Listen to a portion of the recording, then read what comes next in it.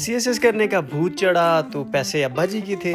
जिसने जो किताब बताई, क्या ऑप्शनल क्या रेकमेंडेड, सबकी सब उठा दी।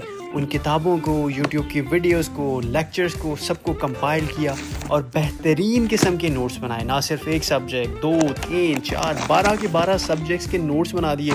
पर अब मसला ये आ रहा है कि इनकी रिवीजन कैसे की जाए, किस तरह तैयार किया जाए। ये नोट्स का जो गथा हमने तैयार कर लिया है, इसको कैसे आप तैयार करोगे, आज की वीडियो उस बारे में है। वो अल्लाह पाक कहते हैं ना कि हर मुसीबत के साथ आसानी है, और जो मेरे बंदों के लिए आसानी करेगा मैं उसके लिए आसानियाँ पैदा करूँगा। तो आइए आपके लिए आसानियाँ पैदा करते हैं।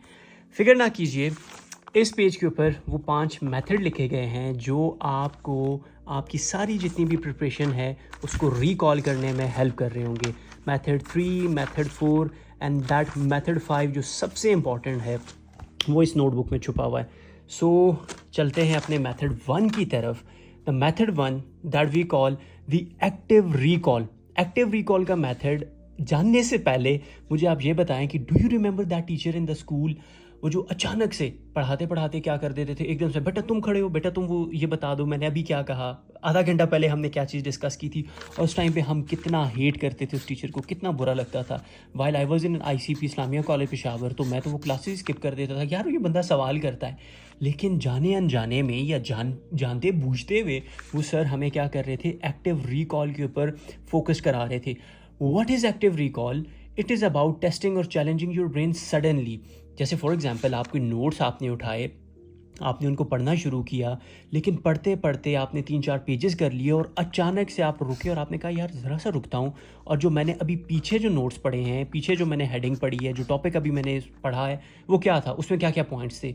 तो इससे क्या होगा, आपका ब्रेन एकदम एक्टिव हो जाएगा। That is why we call it active recall, कि आपका ब्रेन इस रिकॉल की वजह से क्या हो जाता है, एक्टिव हो जाता है। और ये क्या करता है, आपकी स्ट्रेंथन करता है, आपकी मेमोरी को पता हमसे भी ज़्यादा एक्टिव है।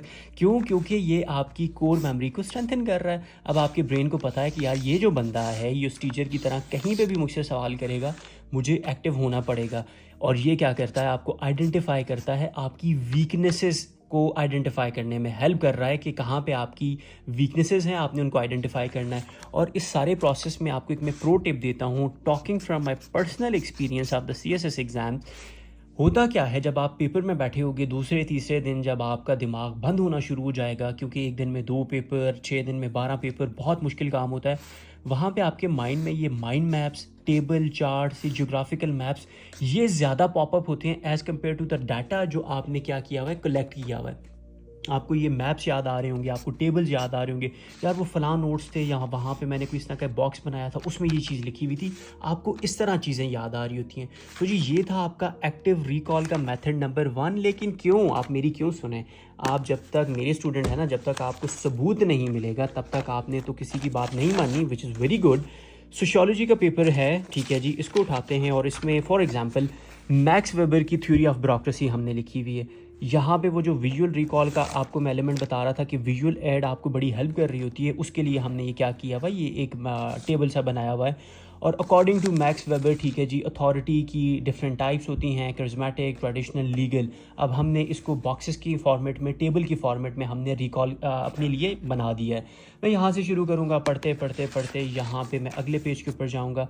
फॉर एग्ज़ाम्पल मैं यहाँ पे आता हूँ, यहाँ पे आके अचानक से मैं यहाँ पे हाथ रखूँगा और मैं ये सोचूंगा कि मैंने यहाँ पे थ्योरी ऑफ ब्यूरोक्रेसी में कैरेक्टरिस्टिक्स ऑफ वेबर्स ब्यूरोक्रेसी क्या क्या मैंने पढ़े थे।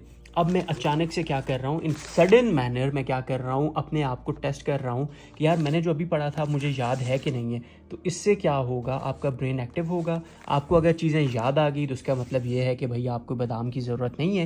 लेकिन अगर आपको चीज़ें याद नहीं आ रही तो आप क्या करोगे, दोबारा पीछे जाओगे, कहोगे यार अच्छा ये कैरेक्टरिस्टिक्स थे, ABCD, ये कैरेक्टरिस्टिक्स थे जो मैंने क्या करने हैं, याद करने हैं। अब एक दफ़ा उनको आप रिकॉल करोगे तब आप आगे जाओगे। आगे आप गए, ठीक है जी, मैक्स वेबर की थ्योरी ऑफ सोशल एक्शन है, ठीक है जी, इसमें भी विजुअल मैप बना हुआ है, इसमें भी ये विजुअल मैप बने हुए हैं। किस लिए? क्योंकि बड़े इंपॉर्टेंट होते हैं, लर्निंग में बड़ी हेल्प आपको कर रहे होते हैं। पूरे मेरे जितने भी नोट्स हैं, जितने भी सब्जेक्ट्स के, आपको इसी तरह दिखाई देंगे। विजुअल लर्नर हूँ मैं, मेरी मेमोरी इस तरह स्टिमुलेट होती है कि भाई चीज़ें मुझे इस तरह याद रहती हैं। आपका केस डिफरेंट हो सकता है, लेकिन मेजॉरिटी को इसी तरह चीज़ें याद रहती हैं। सो फॉर एग्जाम्पल आप यहाँ पे आए, यहाँ पे आपने रखा हाथ, यार मैंने पीछे क्या पढ़ा था, था। रैशनल एक्शन कौन से होते हैं, इवैल्यूएटिव कौन से होते हैं, इफेक्टिव कौन से होते हैं, ट्रेडिशनल कौन से होते हैं, उसकी क्या क्या मैंने एग्जाम्पल लिखी हुई थी, ई जी एग्जाम्पल क्या थी। इस तरह जब आप करोगे तो आप देखिएगा कि आपकी मेमोरी, आपका ब्रेन स्टिमुलेट होना शुरू होगा। शुरू में बड़े तंग होंगे, जस्ट लाइक दैट टीचर। यहाँ आपके पास वो अपॉर्चुनिटी नहीं है, आज यहाँ अपनी रिवीजन से उठ के भागेंगे या इस मेथड से भागेंगे, कल को एग्जामिनर आपको एग्ज़ाम हॉल से भगा देगा। आपने ये गलती नहीं करनी। This is according to me the best method, जिससे आप खुद को क्या कर सकते हो, चैलेंज कर सकते हो। शुरू में बुरा लगेगा, आदत पड़ गई तो सबसे बेस्ट तरीका ये है।